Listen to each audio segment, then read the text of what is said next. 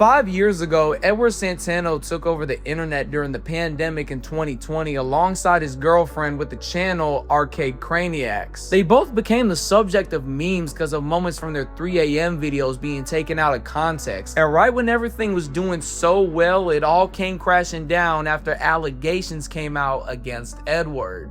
Edward has actually been around on YouTube way longer than you think, with some of his videos going as far back as 2007. Back then, he just made skateboarding videos every once in a while, and other than a one-off video he made as a joke, he wouldn't get that much attention on YouTube. Edward barely has a digital footprint during this time, and that wouldn't change until New Year's Day of 2017. After celebrating the New Year, he was walking home around 4 in the morning when he got hit in the face by some random guy with a metal stick. He had to go to the hospital to fix his lip that was ripped open along with his broken jaw, and he even lost a tooth. The medical bills ended up costing $27,000 because the insurance didn't cover it. Because of this, he had no choice but to open up a GoFundMe, which managed to raise over $9,000 after it was shared by a local LA skate park on Facebook. Even though he was able to get the right surgery, he still went $18,000 into debt, and recovering from the injuries wasn't that easy either, considering how he couldn't even eat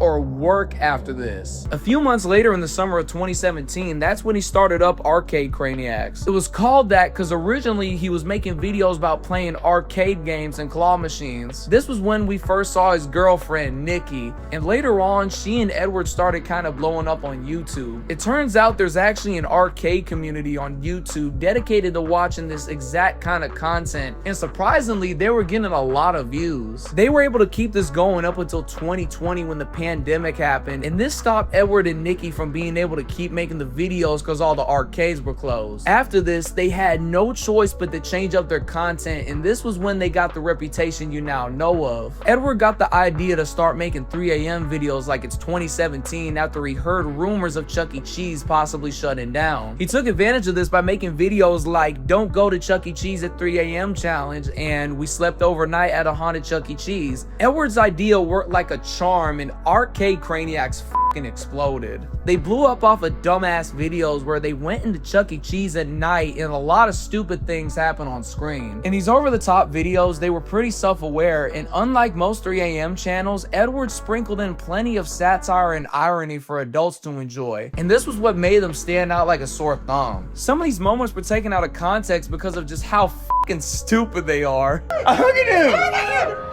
Dude, he's looking at you.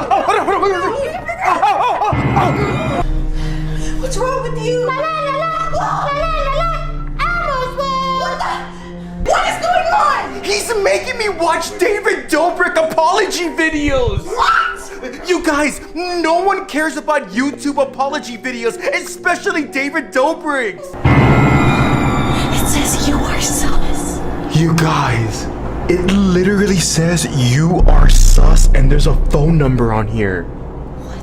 These 3 a.m. videos completely took over and had done 1,000 times better than anything else they made before. They developed a cult following from these ironic ass videos containing hijinks and Among Us characters. By 2021, they had already made it to 1 million subscribers from these ironic videos surrounding Among Us, Elmo, and even Barney the Dinosaur. And even though they were getting famous at this point, their fame skyrocketed after Moist Critical made a video reacting to Freddy Fazbear kidnapped my girlfriend. Even though we didn't understand the video was a joke, getting noticed by Charlie was the perfect thing to happen to them when they were already going crazy. Along with their over-the-top ironic humor, their chemistry as a couple made people gravitate towards them even further. But however, while this relationship was a part of what made them blow up in the first place, it also led to a lot of controversy. On the surface, it seemed like Edward and Nikki had the perfect relationship, but it wasn't really like that behind the scenes. They had broken up in October of 2021, and they didn't announce it at first, but fans were starting to notice that Nikki wasn't popping up in the videos anymore, and that's when they started to ask questions. Nikki opened up about the breakup in a video on her channel not that long after this, and this was when people figured out there was something wrong. Nikki talked about how Edward was really bad for her and wasn't emotionally available in the relationship, and she had wanted to do this for quite a while now. Edward responded to this by going on TikTok live and was crying throughout the whole stream, talking about how he didn't deserve her and how he treated her like shit.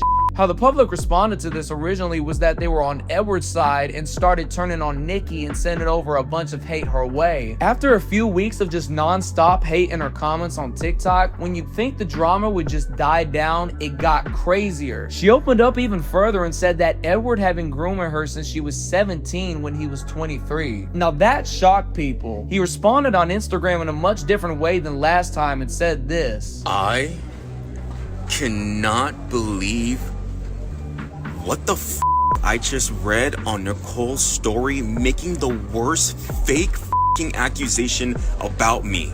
Now, I have not even talked about her in f***ing months so we could move on with our f***ing lives, but she always has to bring my f***ing name up so she could be relevant because she's irrelevant now. I legit have proof on the next story to show you that it's all bullshit. You can't believe everything on the f***ing internet.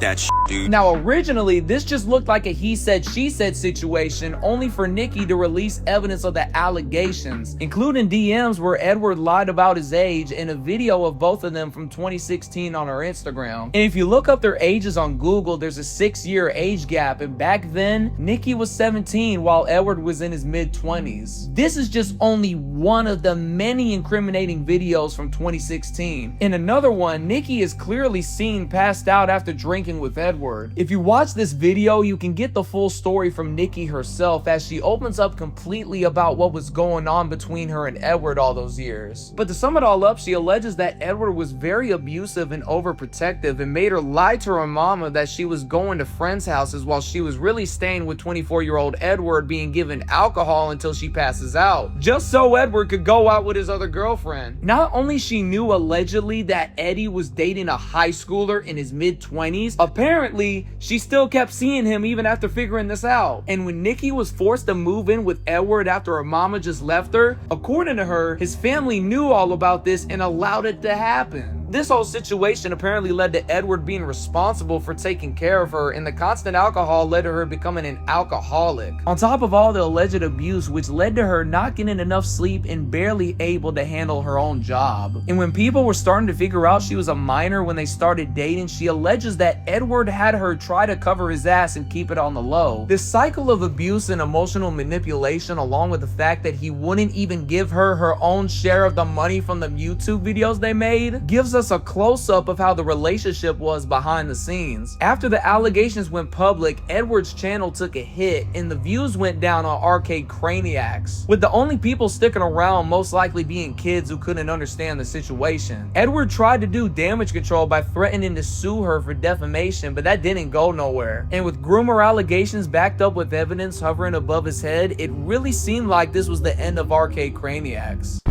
Up until around recently, cause Edward has been going viral again for basically doing the same shit he was doing in 2020 5 years later. Except instead of Among Us characters, it's now Ballerina Cappuccina in whatever Tum Tum Sahur is. He's still going up to the McDonald's drive-thru in the middle of the night to make this shit. What? He said the Tum Tum Tum Sahur Happy Meal is 67. That doesn't even make sense. 6'7".